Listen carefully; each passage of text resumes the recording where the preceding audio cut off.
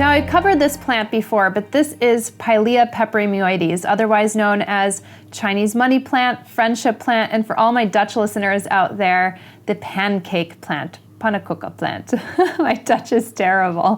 But I have a full way of how to care and propagate for these plants on my YouTube channel, so you could check that out actually too.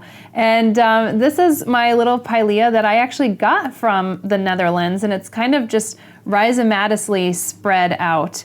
And this plant was so popular in the US. It was so hard to come by, and now they are aplenty, so you could find them in so many different garden centers now. I have this growing a little bit further back from my southwest facing window. I actually had it next to my humidifier, and I noticed that actually affected some of the leaves of my plant. So this does not like to be in a tremendous amount of humidity, I found out, but does not mind being a little bit pulled back from a southwest facing window, so having a little bit more of a bright light, kind of screened, kind of moderate light position is going to be probably good for this particular plant. I noticed by having it pulled back a little bit further, it actually started to green up, so it's like a little bit of a darker shade than when I first actually was showcasing it. And when I had it closer to my southwest facing window, I wanted to kind of show you what happened is the bottoms of these started to redden up and start to look a little bit purple. So I think that's the anthocyanins actually coming out and protecting the plant from some of that southern exposure. But generally, this plant is native to kind of a little bit more of the higher elevation regions within China. And it's kind of made its way across the world, and everybody has had an excitement around Pilea peperomioides. I think it's a pretty unremarkable plant, to be honest with you, but the fact that it just keeps on giving and spreading and producing little babies is actually a really cool thing.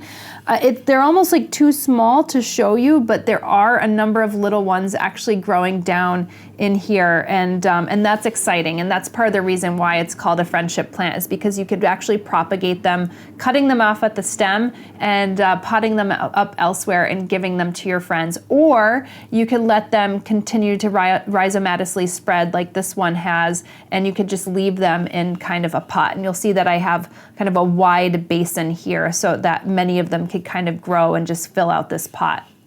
Mine are kind of leaning a little bit more towards the side, so I could show you that, and it's partially for the reason because the sunlight is hitting it and they're kind of leaning over. So if you want to have them a little bit more symmetrical, you're going to want to shift the pot around, especially if you have some kind of like a little bit more intense light. You're going to want to shift the pot around for every couple weeks, so it just kind of is a little bit more symmetrical. I'm a little bit like, I don't care so much about whether my plants are a little symmetrical, and then you might feel a little bit differently, but you know, I just want to put that out for you. Like, most plants actually will become asymmetrical if you actually don't move them around, similar to the one that I have here.